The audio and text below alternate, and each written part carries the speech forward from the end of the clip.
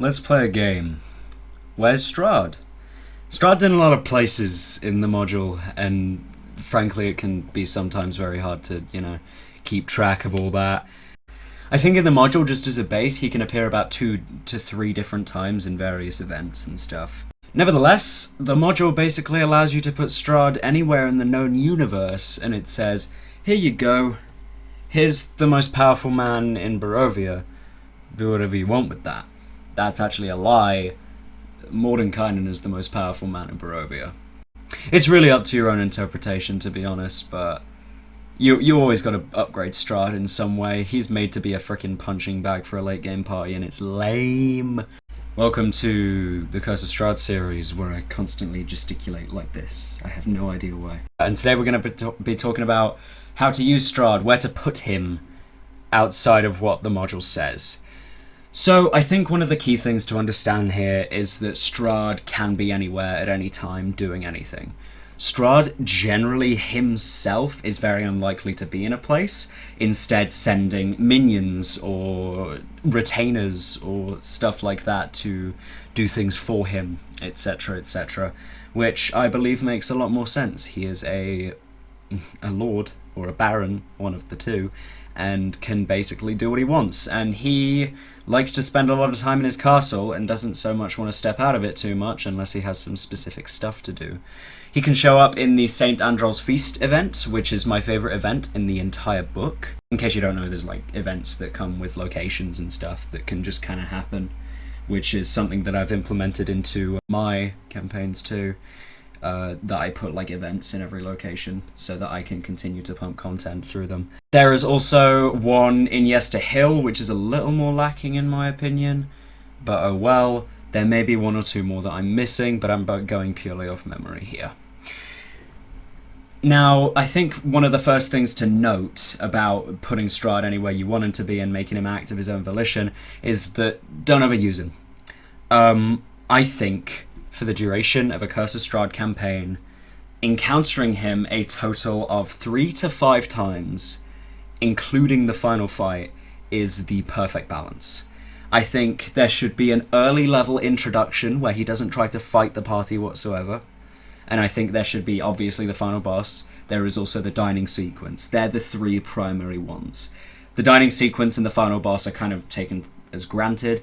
The early level introduction thing is a little more weird. So XP to level 3 did something cool where he said maybe Strahd could pop up after the Shambling Mound in Death House or something like that and say thanks for clearing out these idiots and give them the invite or something. That could be interesting. Something that I did and I intended to do with the other group as well, just to see how it hit that time, was to, when they hit about level 5 or 6 and start getting pretty cocky, to throw Strahd at them and have a combat encounter with him alone. I think that base Strahd could take enough damage to be taken down at level 5 to 6 depending on your party build, so be careful of that. I always try to enhance Strahd's stat block, which I will definitely talk about sometime soon. But in my game, it served pretty well. It definitely showed that everyone was a lot more mortal than they were thinking they were, because they'd experienced a character death, but as players, when you hit levels 5 and 6, that's when you start feeling like you can rule the world. And Strahd came in at level 5 to say fuck you to that. They sustained enough, but overall they were very close to having a person die. They were 2 successes, 2 fails, and yeah. It was a real close set of calls there. I'm glad no one died there. The objective for that encounter, if you ever do want to run it, should be not death. We had an Ancestral Guardian Barbarian with 20 Constitution who still managed to fall. And that was a very interesting scenario. Because of the necrotic damage and stuff, it was just too much. In any case, I did 4 in my first run. The introduction to the campaign that we actually streamed, which you can watch, which we TPK'd in, and we didn't continue because TPK. He acted as the introduction, and I used him in a pretty interesting way. I might have talked about it at some point. So if you overuse Strahd, which some people do, they throw him in every other session, he isn't the protagonist. He does not deserve to be in every other scene. His influence can be felt the entire campaign, and that's more than enough. Him occasionally showing up in person is brilliant too, etc, etc. I just think that when you make the bad guy too in your face, it can get, like, annoying, but not in a good way. You want your players to be annoyed at the bad guy, but in a good way. You stole our shit. You killed our friend. You trapped us in Barovia because you thought it was epic funny.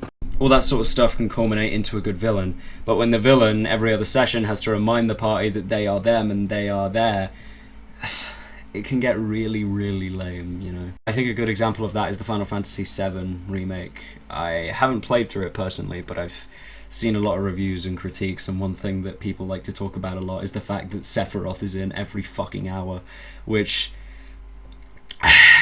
you don't need that much. I think that there's a few interesting scenarios that you can definitely get your party in that involve Strahd that I haven't tried yet. One thing that people rarely get to do is actually the Yester Hill ritual where Strahd appears and looks into the fog. I think that could make it for a very interesting, you know, the middle fight, the level 5 to 6 fight, you know. That could definitely make it a lot more fun. The set piece, him having a bunch of druids and barbarians in the middle of a ritual while they fight Strahd. I think an encounter going on during that ritual would be amazing. So honestly, please, I want to see that happen somewhere. That might have happened somewhere. I hope it's happened somewhere. Something else to note is that nothing has to be a combat encounter whatsoever. You could have Strahd not fight the party at all until the final fight. And maybe even there's like... So I did 2 phases to my boss fight. I'll definitely talk about how I ran the encounter at some point. In the first phase, he was there, but he wasn't doing much, right? Because he was still trying to hide what he was truly capable of, etc, etc. I personally love the conversation encounters with Strahd just as much as the combat ones. I have a lot of memories of both, and they're both quite fond. I definitely think that both of them were quite cool, to be honest. When Strahd is acting like a suave 20 charisma bastard, hell yeah. Or I think it's 18. Regardless, big charisma bastard, you get me. I think that another interesting encounter that can occur with Strahd personally appearing is him under the guise of someone else using his polymorph abilities, his abilities to change himself slightly. He could have just completely burned down the Blue Water Inn and killed all of the were-ravens, right? That could be cool as hell. I think that a lot of the NPCs in the game are just meant to be dead, you know? Rudolf van Richten is meant to be dead. He is supposed to die. That's kind of the way that they wrote him. I did the opposite in my run. I killed Esmeralda, and Rudolf was still alive, which was, you know, dramatic irony. Also, the party did it because they made him meet her. They forced him into it. So yeah, that was interesting. In any case, thank you all for watching. My focus has been very off today. It's very late and I need tea. I'm gonna go make tea after this. Magical tea party! Woo! If you like the video, please like and subscribe. Comment or join the Discord and tell me and Laura what you want to see next, because we need it. We'd much rather do the videos that you guys ask for than what we decide that we're gonna do. So yeah, please go ahead and talk to me. Thanks for watching. See you in the next one. Bye bye. God, it's so fucking bright. Jesus. How do I lower it? There we go. Oh no, but now I can't. We're just gonna have to deal with this. Ow. Yeah, me and Laura both like our tea. Laura more than me, but I still love it.